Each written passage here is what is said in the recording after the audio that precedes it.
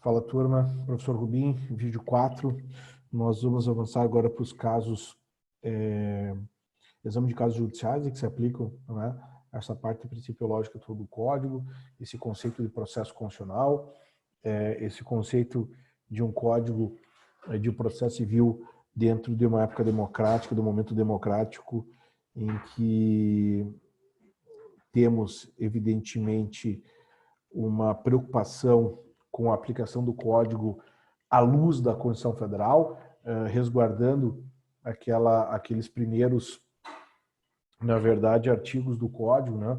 do artigo 1 ao artigo 11, que tratam justamente dessa matéria. Né? Vejam aqui que o artigo 1 ele diz que o processo civil será ordenado, disciplinado e interpretado conforme os valores e as normas fundamentais estabelecidos na Constituição. Então, o primeiro artigo já faz aquela abertura da gente não ler o código isoladamente, ou não ler um artigo do código isoladamente, mas ler o artigo do código perante essa parte estrutural, esses primeiros 11 artigos do código, e, além disso, ler sempre o código à luz da Constituição Federal, ler ele à luz do artigo 5º, inclusive dos parágrafos do artigo 5º que trabalham com direito internacional, com direitos fundamentais processuais de ordem internacional que possam nos assessorar no Brasil. Né? O artigo 2º, lembrando aqui os primeiros artigos, vai falar do princípio dispositivo, não é? Da importância do princípio dispositivo, dos limites à imparcialidade do magistrado. O artigo 3º fala da autocomposição, já mencionamos bem, especialmente no parágrafo 3º do artigo 3º. O artigo 4º fala do princípio da primazia do mérito, o artigo 5º na boa-fé objetiva, o famoso artigo 6º na colaboração, não é? Depois o artigo 8º, a questão do princípio da eficiência, aí o artigo 10 do contraditório prévio, do princípio da não surpresa, e fundamentalmente aqui o artigo 11 com a motivação das decisões judiciais. O artigo 12, quando ele fala na ordem cronológica, quando ele fala preferencialmente, ele perde todo o sentido do artigo 12, conforme a redação que foi dada pela Lei 3.256 na vacatio legis, ainda em 2016. Portanto, a gente trabalha realmente com os 11 primeiros artigos do Código, e me parece que essa realmente é a parte central, principiológica do sistema. Né? E agora, então, vamos ver alguns casos judiciais. Vamos tentar fazer uma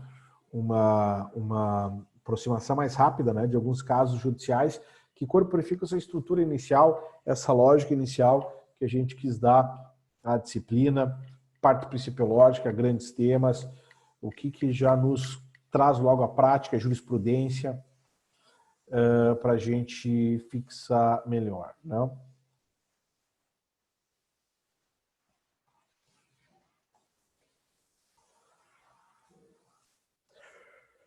Primeiro, colocar que o direito probatório, algumas matérias são consideradas como de ordem pública, né? Não só o direito probatório, tem outras matérias, especialmente as matérias dos pressupostos processuais, as condições da ação, né? São pressupostos processuais. Nas condições da ação, nós temos aqui a legitimidade das partes e o interesse processual, e nos pressupostos processuais, especialmente os pressupostos processuais negativos, a litispendência, a preempção, a conjugada, a convenção de arbitragem. São matérias de ordem pública. O direito probatório também é.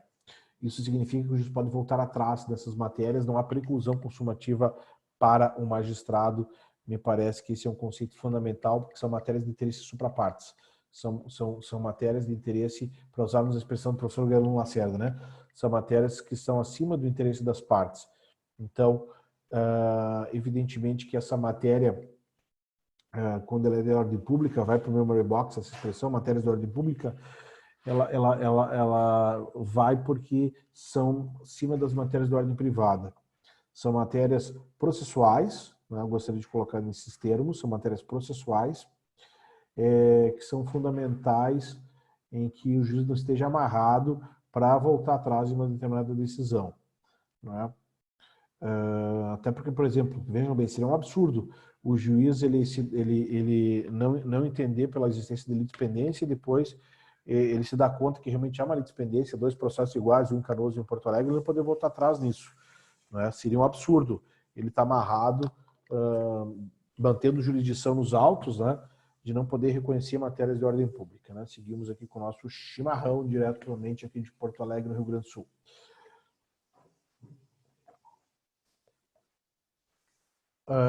Avançamos então aqui discutindo a prova nesse despacho de 2016, em que o autor ele pediu a reconsideração da decisão que indeferiu o pedido de produção de prova testemunhal, né? Só um detalhe aqui: se a matéria de ordem pública, né, pode até ter acontecido preclusão para a parte, mas não para o juiz. Ou seja, pode até ter a parte ter perdido o prazo para interpor um recurso, tentar o agravo de instrumento pelo tema 988, né, que eu faria isso, a gente comentou num outro vídeo.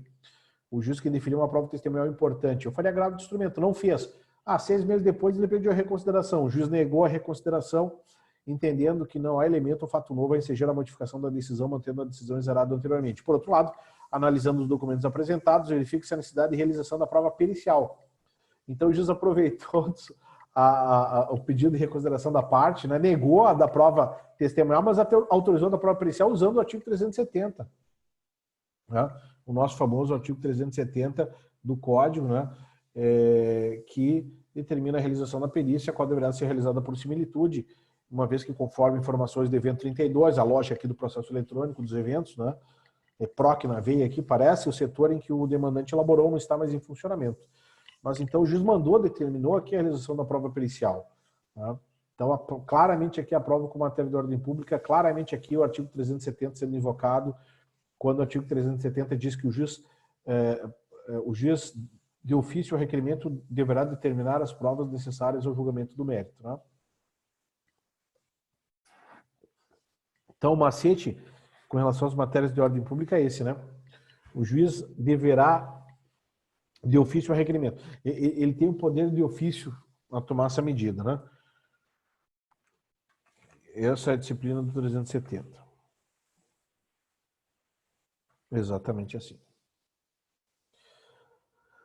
O julgamento antecipado da lide, ele tem um problema muito sério, né, com relação à segurança jurídica, justamente porque o juiz ele assume o risco em se precipitar ou encerrar prematuramente a instrução, ainda mais em matérias fáticas importantes.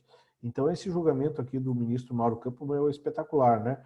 Porque não pode o juiz indeferir as provas requeridas, julgar antecipadamente o mérito, concluir pela improcedência do pedido por falta de prova. Porque quando o apóstolo tentou fazer prova, o juiz não deixou. Depois da sentença vai dizer que o autor não se desincumbiu do seu ônus, por exemplo. Né? Isso realmente é um absurdo. Nós temos aqui que repensar o artigo 355, a gente está dizendo que ele não pode ser lido isoladamente, nesse slide, justamente porque ele tem uma carga de subjetividade muito grande, né? Quando diz que o juiz julgará antecipadamente o pedido proferindo sentença com resolução de mérito quando não houver necessidade de produção de outras provas. Tá, mas e quando é que não vai haver necessidade de produção de outras provas? É um critério subjetivo? Não. Nós temos aqui um critério objetivo, um critério muito claro, né? De que o juiz, ele... Por regra, o juiz ele não pode julgar antecipadamente a lide. Só vai julgar em situações excepcionais em que ele tenha absoluta convicção que não há necessidade, né, dessa produção da prova.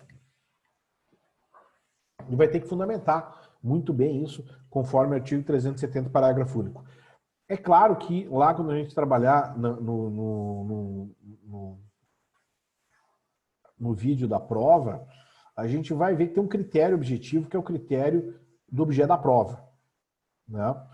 Qual que é o objeto da prova? Fato controvertido relevante. O juiz, para negar a prova, ele vai ter que argumentar isso, que o fato não é controvertido nem relevante. Senão ele vai ter que determinar a autorização da prova. Agora, se ele negar a necessidade da prova, ele não pode realmente julgar, concluir depois pela improcedência do pedido por falta de prova. Né? Que aí ele realmente vai ter que julgar a favor de uma das partes e não usar a regra do ônus da prova. É isso que está querendo dizer aqui o ministro Mauro Campbell nessa decisão. Né? Então aqui a gente está dando realmente um exemplo de como é importante ler um artigo como 355, inciso 1, à luz da parte constitucional e também da parte principiológica do Código, aqui usando o artigo 5º e também o artigo 8º, o artigo 5º da Constituição Federal e o artigo 8º do novo CPC. Com relação ao enunciado 27, que está sendo trazido aqui nesse data show para vocês, de que não é necessário o anúncio prévio do julgamento dos pedidos nas situações do 355, aqui eu manifesto absolutamente contrário esse enunciado 27, porque ele tem um problema aqui de princípio da não surpresa, né, de contraditório. Por que não determinar claramente que a instrução está encerrada e que vai os autos conclusos para a sentença? Por que não deixar bem delimitada essa questão?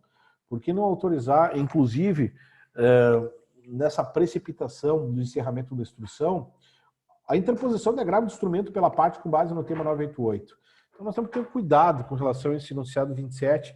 Claro que em algumas circunstâncias ele pode ser utilizado, como, por exemplo, quando a matéria de direitos as partes expressamente se manifestam entendendo que não há necessidade de produção de outras provas.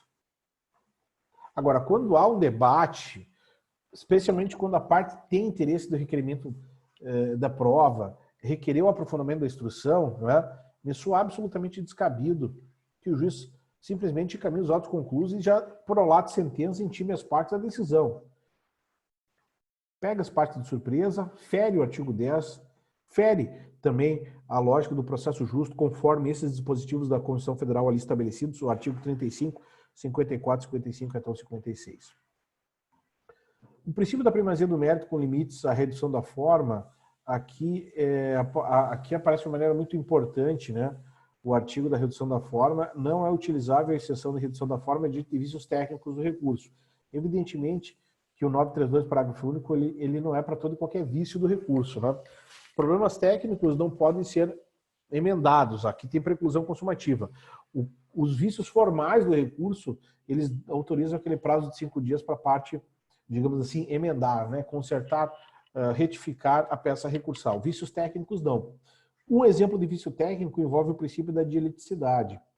A parte que ela não recorre adequadamente, a parte que ela não enfrenta os argumentos da decisão, a parte que faz um copiar-cola da inicial no recurso de apelação, copiar-cola da contestação, se for réu, no recurso de apelação. A parte que não enfrentar, né, os argumentos, não combater os fundamentos da sentença. No exemplo trazido ali pelo Tribunal de Justiça do Rio de Janeiro. Aqui é um vício técnico, então a parte não pode emendar. Tem 15 dias para apelar, fez um recurso mal feito no primeiro dia. Eu ainda vou emendar, depois eu tenho mais 14 dias. Não, aqui tem preclusão consumativa. A preclusão consumativa ela está relativizada no que toca à redução da forma em nome do princípio da primazia do mérito para vícios formais. Né? Vícios formais, não vícios técnicos. Aqui, realmente, uma das jurisprudências que eu mais gosto, né, vinda do Tribunal de Justiça do Rio de Janeiro, porque realmente aqui é uma questão que trata da preclusão, né? Veja como a preclusão aparece a todo momento, né? Mas no que toca à impossibilidade da execução de eu trazer os temas já discutidos na fase de conhecimento. Há só uma exceção, realmente, essa regra, que não está aqui nessa jurisprudência, que é a questão envolvendo a nulidade da citação, que pode ser trazida em qualquer momento. Tá? É um problema que vai desembocar em revelia, e pode ser trazido em qualquer momento até em execução. Agora, outros problemas, inclusive em matérias de ordem pública, como a ilegitimidade passiva, que é uma condição da ação de Lieberman, não pode ser trazida, porque a preclusão, ela realmente é um fenômeno processual que determina que todas as questões que deveriam ser trazidas ou foram trazidas na fase de conhecimento não podem ser repisadas na execução. Sob pena de caracterização, o que a gente entende ali, não está na jurisprudência, mas a gente entende até de configuração de má-fé, né? De caracterização de litigância de má-fé, de penalização por ato atentatório de dignidade da justiça. Então, reexame do julgado por meio de reiteração de tese, já trazendo na fase de conhecimento, não pode a execução fazer isso. Questão que restou preclusa com o trânsito em julgado da sentença que afastou. Sensacional, importantíssima, decisiva essa questão. O que eu trouxe na fase de conhecimento, o que eu deveria ter trazido, mesmo que envolver matéria de ordem pública, eu não posso trazer em execução. Professor Rubinho, mas teria alguma outra alternativa? Ação rescisória. Mas não execução. Mas não impugnação com cumprimento de sentença em execução. Poderia discutir lá uma das hipóteses de ação rescisória. Uma delas, o inciso 5º, lá do 966, que é a violação de norma jurídica. Contraditório prévio e princípio da não surpresa, aqui um exemplo só de encaminhamento do artigo 10 em título executivo extrajudicial, né? Matéria da prescrição que não teria sido discutida, o reconhecimento de prescrição de ausência de pressuposto processual exige um prévio contraditório sob pena de configurar a decisão surpresa. Então, como os artigos 9, 10, desdobramentos da parte principiológica podem chegar até ao título executivo extrajudicial. Sentença de extinção, reconhecimento de prescrição, ausência de prévio contraditório, decisão surpresa. Então, a impossibilidade da questão ela ser proferida pelo magistrado sem que as partes tenham discutido aquela questão, tenham discutido aquele argumento. Ah, mas já tem o iura no viticúria. O juiz me deu os fatos que eu vou te dar o direito. Mas está relativizado em função do artigo 10º, especialmente no que toca o juiz trazer uma tese que não foi ventilada, não foi discutida pelas partes, né? Com relação à fundamentação genérica das decisões judiciais, né, temos aqui também a aplicação do 489 para o primeiro inciso 3 e 4. A sentença genérica servir para julgamento na maioria dos casos em que se pede anulação do acordo de partilha, sob a alegação do vício do consentimento. Então, aqui, a aplicação do artigo 489, mais a aplicação do princípio da parte aí, principiológico do Código sendo utilizado, sensacional, né? Aqui pelo relator Rui Portanova do Rio Grande do Sul, que tem uma obra, inclusive, sobre princípios processuais, hipótese que verifica a nulidade da sentença por falta de fundamentação, fundamentos genéricos, se precisaria justificar qualquer outra decisão, bem como não foram enfrentados todos os argumentos que, em tese, poderiam alterar a conclusão adotada pelo julgador, a conclusão estabelecida na sentença. Por fim, nós temos aqui um cenário, em termos de fundamentação das decisões judiciais, um cenário que trata de aplicação dos princípios, né, do Código, matéria tão afeita pelo professor Humberto Ávila, né, em que, quando há debate sobre os princípios, alguns princípios de direito material aqui, né, no caso, o princípio estava sendo debatido no caso no CIRESP 1765579, o conflito entre liberdade de expressão e proteção de crença religiosa. Então, aqui, a necessidade de uma fundamentação ainda maior, diz o 489, parágrafo 2º, quando há invocação de princípios, um debate ainda maior a respeito da adequação, da necessidade, da proporcionalidade de distrito, não é?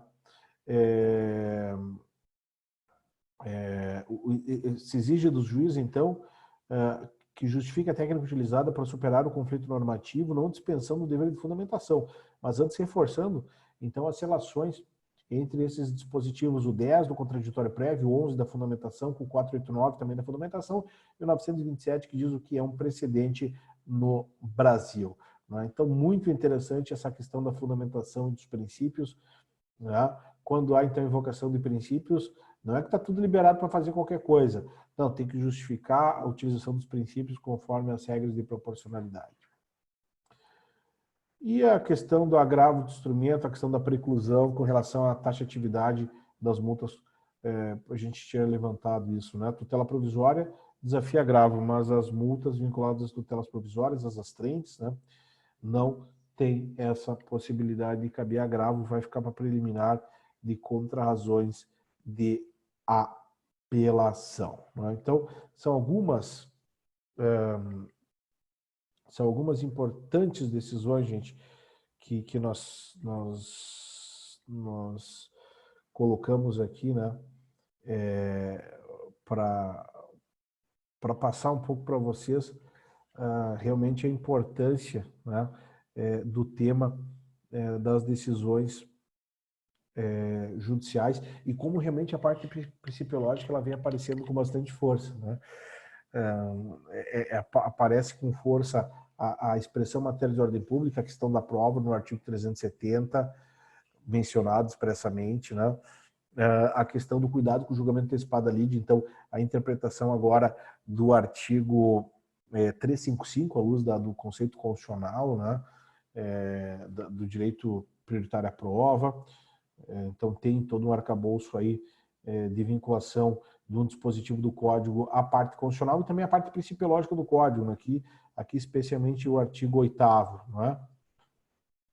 E antes, a questão do direito probatório, evidentemente, uma vinculação sempre muito forte ao princípio da primazia do mérito no artigo 4º.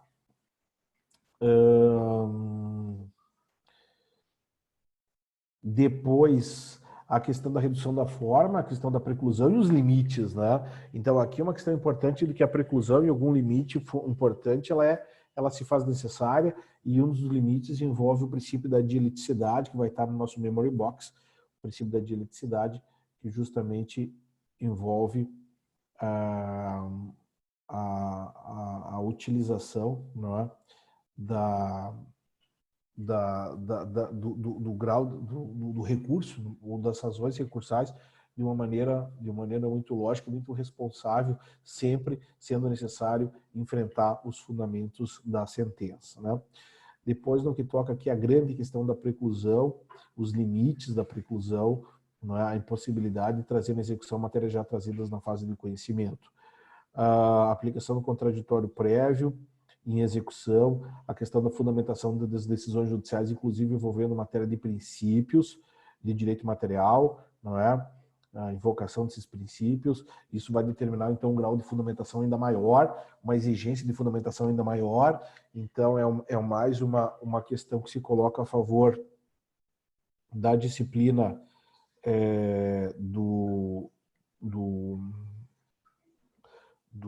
da segurança jurídica, da qualidade da prestação de jurisdição, mesmo que em detrimento da efetividade, né, com relação à duração razoável do processo, né? E depois mais um item no que toca à preclusão, né, que é os limites aí do agravo do instrumento. E mesmo que tenha sido oferecido realmente o tema 988 do STJ, a gente tem essa convicção de que o agravo de instrumento ele vem sendo aplicado restritivamente. Não virou a Casa da Mãe Joana como era o antigo 522 do Código de 73. Né? Então aqui, no que toca à taxatividade, foi colocado assim na ementa. Não obstante a decisão agravada tenha sido proferida em análise de pedido de concessão de tutela provisória, a insurgência da parte recorrente volta-se unicamente contra a multa cominatória arbitrada. Então, aqui, na verdade, né, nós temos uma decisão interlocutória que trabalha com mais de um tema, né? Trabalha com concessão da liminar, e aí caberia agravo, mas também com a multa, e muitas vezes essa multa ela pode ser excessiva, né? Essa multa chamada cominatória. Não confunda a multa cominatória com a multa por litigância de má-fé, que seria a multa punitiva. Embora ambas as multas elas não tenham a condição de desafiar o agravo do instrumento, né? Nós temos aqui uma hipótese, né,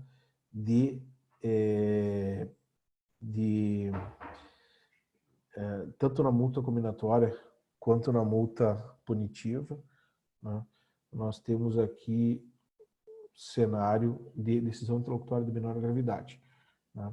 Voltamos àquele eixo, né, que a gente trabalhou no vídeo anterior, que seriam decisões interlocutórias que ficariam para preliminar de apelação, mesmo preliminar de contra-razões de apelação, né?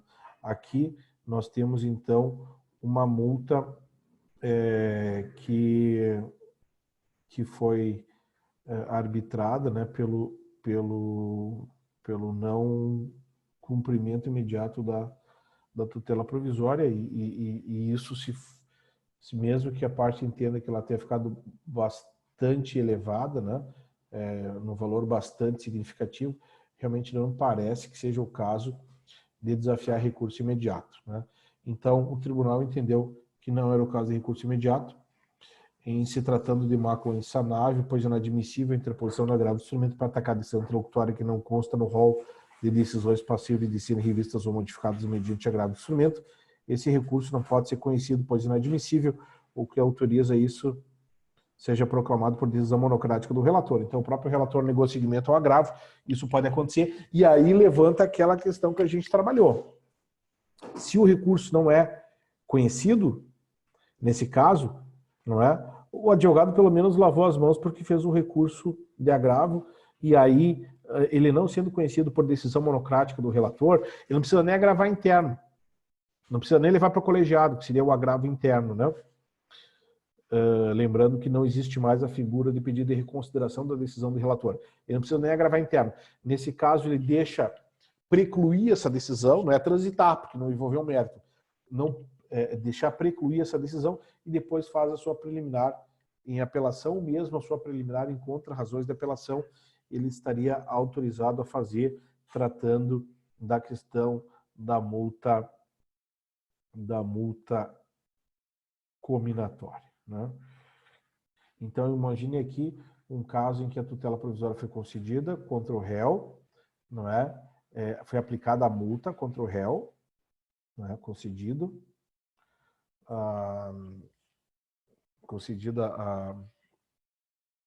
a tutela provisória em favor do autor, estabelecida a multa, tá bem?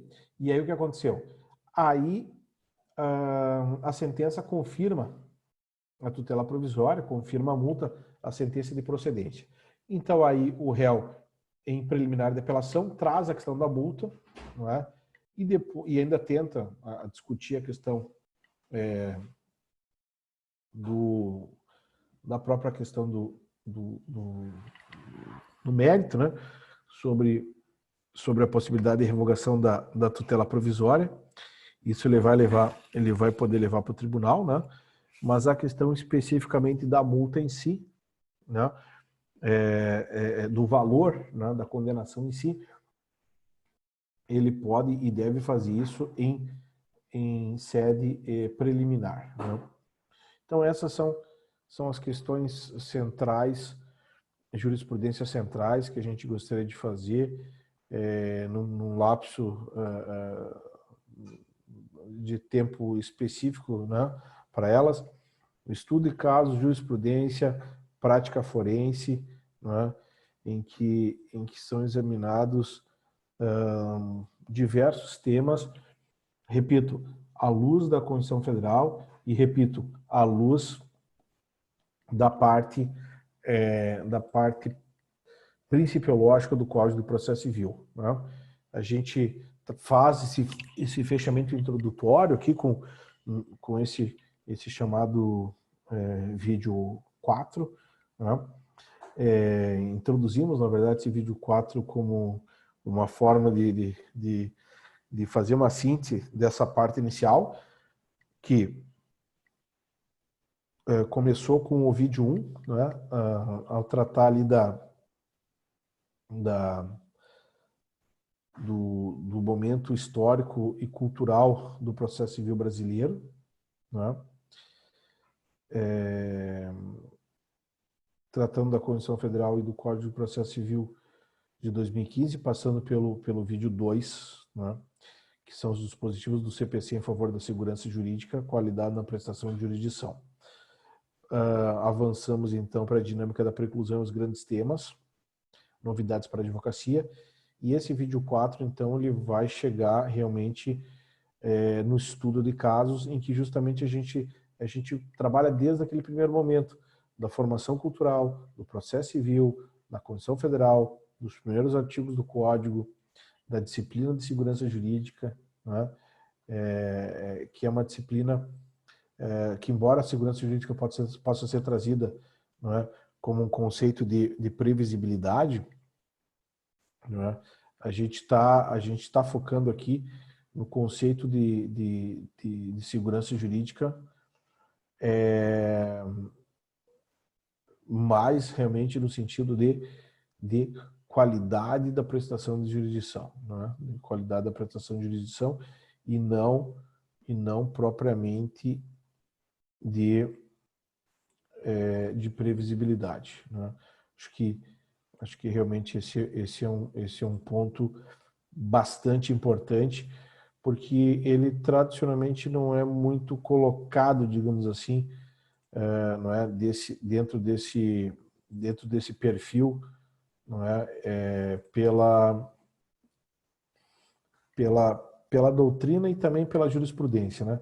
Pouco é reforçado a respeito dessa ideia da segurança jurídica como qualidade da prestação de jurisdição. E muito também se coloca essa questão da segurança, se ela é ou não contraditória à ideia de efetividade, né? Ela me parece, nesse caso, né, ela me parece muito clara a ideia dela ser contrária a ideia de efetividade, porque realmente, a partir do momento em que eu tenho que desenvolver a minha o meu processo de uma maneira a aprofundar a instrução, não é? A ponto de exigir uma maior contraditória, a ponto de exigir uma maior fundamentação do magistrado, evidentemente que eu coloco essa questão como sendo contrária, né, à celeridade e à duração razoável do processo, mas eu ganho muito em qualidade de prestação jurisdicional e me pareceu que a maioria das decisões que apareceram ali, e chama atenção especialmente para aquela decisão da fundamentação envolvendo princípios, o artigo 489, parágrafo 2º, reforça muito essa compreensão, não é? E eu gostaria de voltar aqui, como eu comecei no código, voltar ao código para identificar esse parágrafo, porque a gente fala muito sempre do 489, parágrafo 1º, eu falo muito em sala de aula desse parágrafo 1º, e a gente realmente muitas vezes esquece do parágrafo 2º, né, que diz que no caso de colisão entre normas, o juiz deve justificar objeto dos critérios gerais de ponderação efetuada, ponderação entre princípios, né, enunciando as razões que autorizam a interferência na norma afastada das premissas fáticas que fundamentam a conclusão. Então, evidentemente que esse é um dispositivo a favor de segurança jurídica, a favor de uma qualidade da prestação de jurisdição, vai ser aquele acordo do STJ e do STF de 50 páginas, e evidentemente que é uma demora maior para a construção e para a própria publicação da decisão, e aqui a gente faz uma meia-culpa de ter que reconhecer que algumas decisões do Supremo e do STJ demoram a ser feitas pela essa necessidade de uma maior ponderação, uma maior fundamentação, uma maior exigência do sistema em termos de segurança jurídica de algumas decisões com efeito prospectivo, de algumas decisões que vão virar precedentes no Brasil, ok? Então, introdução geral fechada, vamos partir agora para o exame mais de questões de ordem concreta, examinando a sequência do código a partir do artigo 294 com as tutelas provisórias no próximo vídeo, e no vídeo subsequente, o vídeo 5, já partindo para a ideia da petição inicial, conforme artigo 319 e dispositivos seguintes.